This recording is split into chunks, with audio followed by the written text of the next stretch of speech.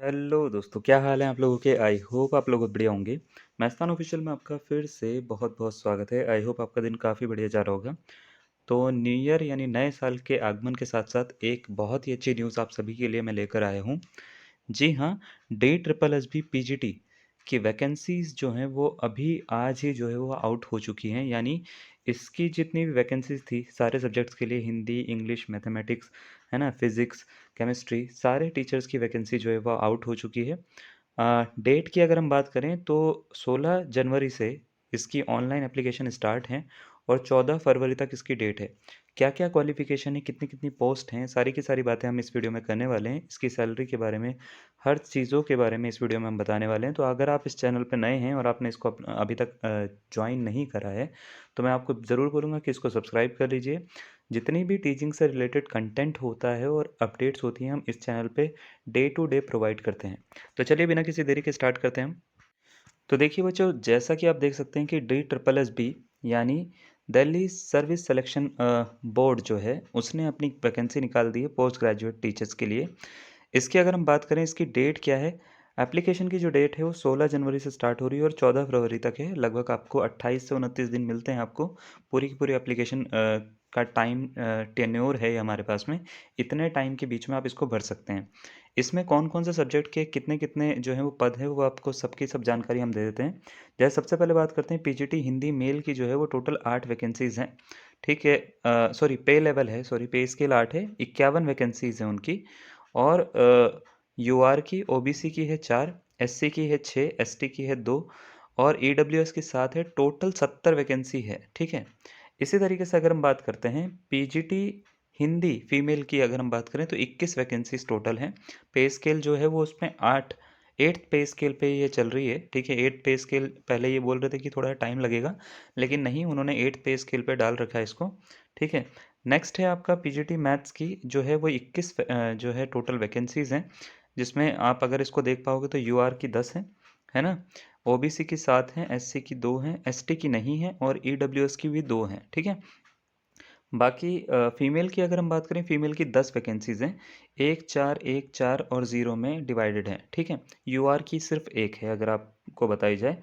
PGT mathematics के बाद में फ़िज़िक्स की बात कर लेते हैं। फ़िज़िक्स की जो है ये है 1, 2 और टोटल मिला के 3 वैकेंसीज़ फ़िज़िक्स की हैं। फ़िज़िक्स फीमेल में टोटल 2 वैकेंसीज़ हैं।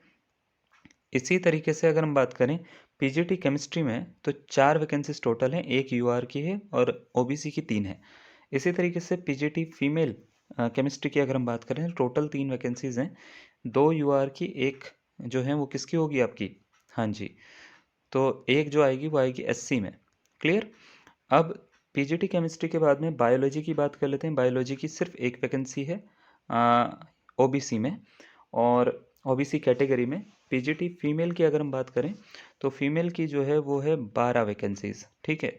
4, 6, 2 इसमें ये डिवाइड है और इसके बाद में इकोनॉमिक्स की बात कर लेते हैं। तो इकोनॉमिक्स की टोटल 31 जो है वो यूआर की हैं, ठीक है।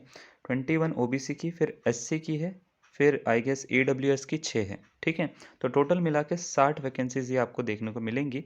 60 वैकेंसीज़ टोटल ये आपके आती हैं।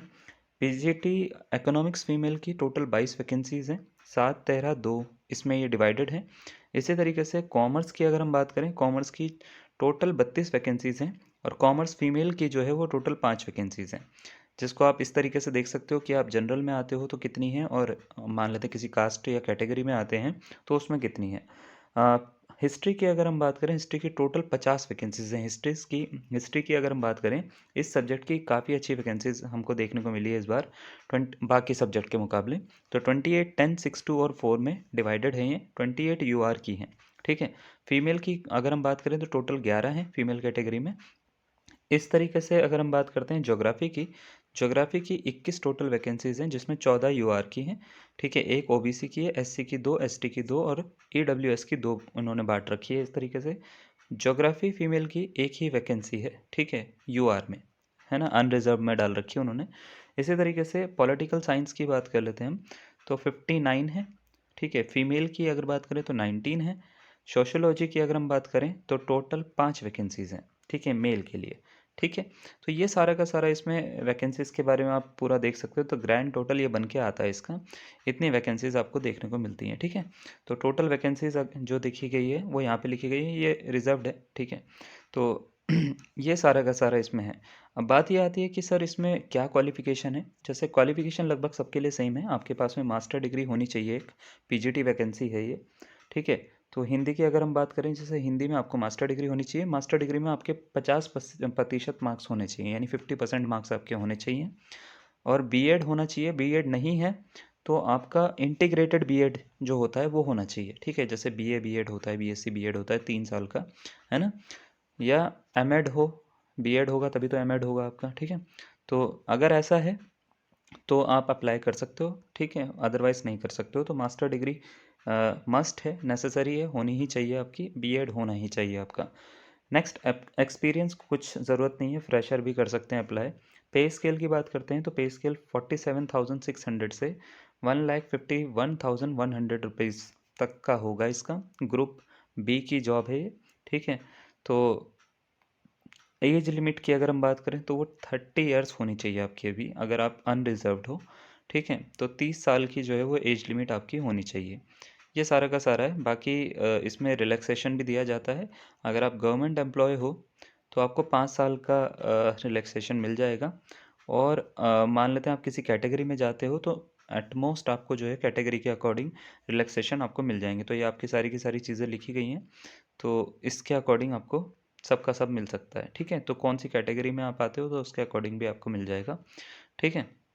तो ये सारे के सारे सबकी क्वालिफिकेशन सेम ही है, आपकी मास्टर डिग्री होनी चाहिए और बीएड होना ज़रूरी है। 30 ईयर्स की आपकी एज होनी चाहिए, मैं जनरल की बात कर रहा हूँ अभी, ठीक है। अब इसके बाद में जो फॉर्म की बात करें अगर हम, इसको कौन भर सकते हैं, तो आप कोई भी स्टेट के बच्चे इसको भर सकते हैं, ठीक है। तो ऐसा कोई ज़रूरी नहीं है कि दिल्ली से हो आप तो दिल्ली वाले ही भर सकते हैं।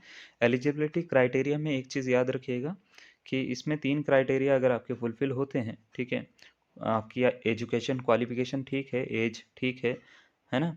और मान लेते हैं आपने बीएससी एमएससी करने के बाद में या एमए करने के बाद में बीएड कर रखा है, एज आपकी 30 के अंदर है, तो आप इसको अप्लाई कर सकते हो, कोई इशू नहीं है उसमें। कैसे अप्लाई करना है, DSSB online.nic.in का पोर्टल होता है इनका, जो 16 जनवरी को ओपन होगा, ठीक है। तो 16 जनवरी को हम बता देंगे कब होगा, ठीक है। तो 16 जनवरी को ओपन होगा और उसमें पूरा का पूरा आपको ये बता दिया जाएगा कि किस तरीके से ये आपको भरना है, वो पूरा का पूरा आपको प्रोसेस हम बता देंगे आज इसी चैनल पे। तो तब तक आप इसको जो है, अभी पैसों के बारे में तो 100 रुपीज़ की एप्लीकेशन फ़ीस होगी आपकी, सिर्फ आपको 100 रुपये देने हैं। 100 रुपये में आपका ये फॉर्म भरेगा। एग्जामिनेशन कैसा होगा आपका, एग्जामिनेशन 2 टीयर में होता है बच्चे इसका, 2 टीयर में, टीयर 1 टीयर 2। टीयर 1 जो होता है वो आपका बेसिक, जैसे आप मान लेते हैं आप स्क्रीनिंग देते हो आप, वैसे ही है, लेकिन इसकी स्क्रीनिंग थोड़ी सी अच्छी होती है, ऐसी फालतू के क्वेश्चन इधर उधर के क्वेश्चन नहीं होते। प्रॉपर स्क्रीनिंग का जो पैटर्न होना चाहिए वो होता है इनका। तो स्क्रीनिंग का पैटर्न जो होगा वो, उसमें मेंटल एबिलिटी यानी रीजनिंग आती है, जीएस आती है, ठीक है, इंग्लिश आती है, हिंदी आती है और क्वांट आती है, ठीक है, ये आती है। तो इसमें ज़्यादा उन्होंने किसी भी सब्जेक्ट को एकदम से बहुत ज़्यादा नहीं दिया है कि जीएस डाल दी तो बहुत सारे जीएस के क्वेश्चन डाल देते हैं, इंग्लिश डाल दी तो इंग्लिश के बहुत सारे क्वेश्चन डाल देते हैं, ऐसे नहीं करते वो। 20-20 क्वेश्चन करके डालते हैं। तो 20 क्वेश्चन रीजनिंग के डालेंगे, 20 क्वेश्चन इसके डालेंगे, 20 इसके डालेंगे, 20 इसके डालेंगे, 20 इसके डालेंगे, टोटल मिला के 100 क्वेश्चन ये डालते हैं। 100 क्वेश्चन के 100 मार्क्स होते हैं, ठीक है। टोटल जो पेपर होगा वो आपका 300 मार्क्स का होगा, 3 घंटे का। अब 100 मार्क्स तो इसके हो गए, तो बाकी बचे हुए कितने, 200 मार्क्स। तो 200 मार्क्स किसके आएंगे, वो आएंगे सेक्शन 2 में। तो सेक्शन 2 में जो 200 मार्क्स होते हैं वो आपके सब्जेक्ट के होते हैं। तो सब्जेक्ट के मार्क्स होंगे आपके, 200 क्वेश्चन आएंगे सब्जेक्ट के, और हर क्वेश्चन जो होगा वो 1 मार्क्स का, जैसे कि हमने बताया, ठीक है, वैसे ही होगा। और 1 मार्क्स का हर क्वेश्चन होगा। तो 200 मार्क्स का ये सेक्शन 2 होगा जो कि आपका सब्जेक्ट का होगा। सब्जेक्ट का पेपर बहुत अच्छा आता है इसका, मतलब ऐसे ही नॉर्मल पेपर नहीं आता, बहुत अच्छा पेपर बनाते हैं, सेट भी बहुत अच्छा करते हैं। क्योंकि जो पहला पेपर होता है वो ज़्यादा अच्छा सेट नहीं करते हैं, पहला पेपर बहुत इजी होता है, अगर आप इसमें चाहें तो इसमें स्कोर ज़्यादा अच्छा कर सकते हैं अपना। और सब्जेक्ट पेपर में अगर आपका कम भी होता है तो वहाँ पे वो बराबर हो जाता है। क्लियर है। तो ये सारी की सारी चीज़ें। तो एग्ज़ामिनेशन की लैंग्वेज जो होती है वो बाइलिंगुअल होती है। एक्सेप्ट हिंदी एंड इंग्लिश, मतलब हिंदी का जो है वो तो हिंदी में लिखा होगा सारा का सारा। इंग्लिश जो होगा, जो पहला पेपर की हम बात कर रहे हैं टीयर 1 की, वो इंग्लिश में ही लिखा होगा सारा का सारा। बाकी सारी चीज़ें जो होंगी वो बायलिंगुअल लैंग्वेज में होगी, यानी हिंदी इंग्लिश दोनों लैंग्वेज में होंगी। सपोज़ करो आप मैथमेटिक्स का पेपर दे रहे हो, तो शुरुआत के जो क्वेश्चन होंगे वो तो सेम ही होंगे, बट उसके बाद के जो क्वेश्चन होंगे, ठीक है, जो बाद के जो क्वेश्चन होंगे टीयर 2 की बात करें अगर हम, तो टीयर 2 के जो क्वेश्चन होंगे वो आपके क्या होंगे, हिंदी इंग्लिश दोनों लैंग्वेज में होंगे। तो अगर आप मान लेते हैं इंटीग्रेशन कर रहे हो, तो इंटीग्रेशन का कोई क्वेश्चन है, समाकलन का पूरा हिंदी में भी लिख रखा होगा उन्होंने। क्लियर? ठीक है। तो ये सारा का सारा है, 16 तारीख को हम इसको बता देंगे कैसे भरना है इसमें, है ना? और इसमें बाकी सारी चीज़ों के ऊपर अगर आपको कोई डाउट होगा तो हमारे को आप पूछ सकते हैं, ठीक है? हम इसमें बिल्कुल आपकी मदद करेंगे। तो आज के लिए इतना ही, धन्यवाद।